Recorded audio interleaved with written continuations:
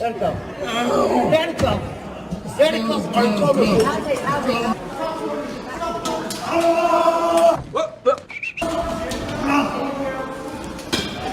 And these are the footage that they don't talk about that is happening in Ireland. They have a specific way how you need to share this information. They seem to be listening to.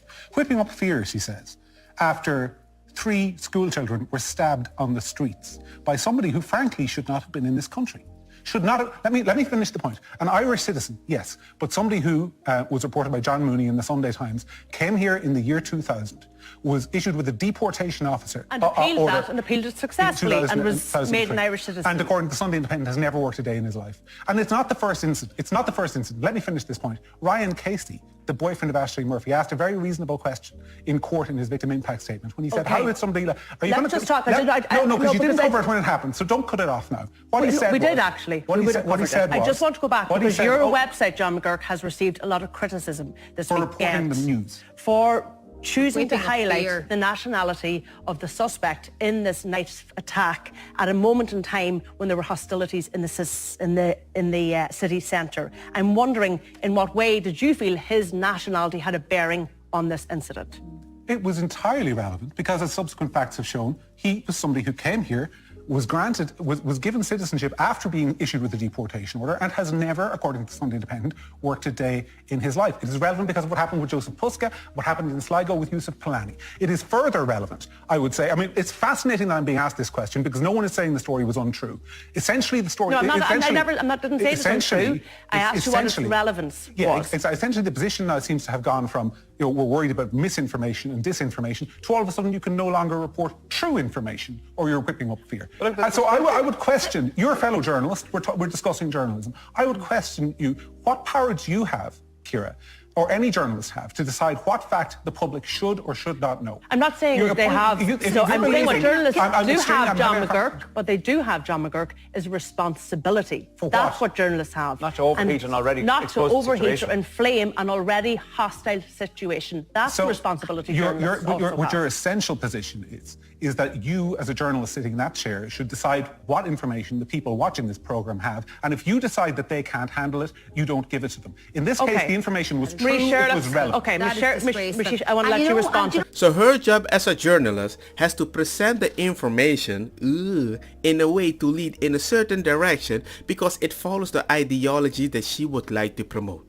That's the journalist that you want? I thought journalists just go with the truth. Not anymore.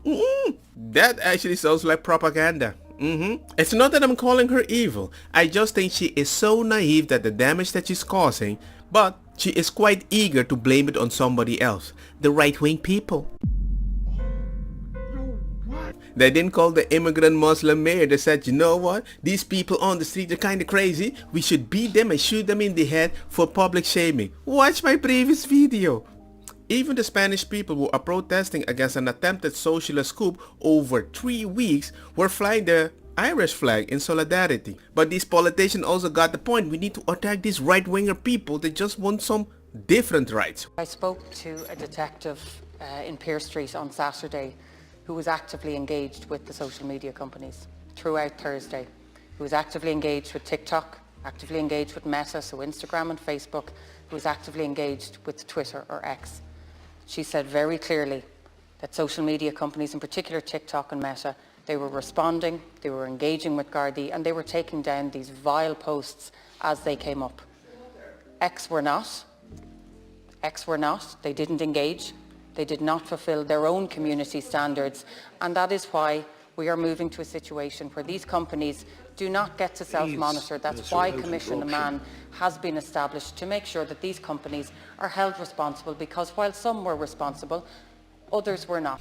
And that's why they came with a new law for anybody that has a meme on their freaking PC or phone. Those hate speech laws, one of the parts of that law, it says a hate crime, any criminal offense which is perceived by the victim or any other person to have been motivated by prejudice based on a person's age, disability, race, color, nationality, ethnicity, religion, sexual orientation, or gender. So it's any criminal offense perceived as being motivated. Which means the government decides. Yes. Regardless. It's messed up. But Now- do you think this guy who perpetrated this attack would be charged with a hate crime? No, of course not. So the one performing the hate crime, it's okay. But if you want to call out the one performing the hate crime, you're the bad one.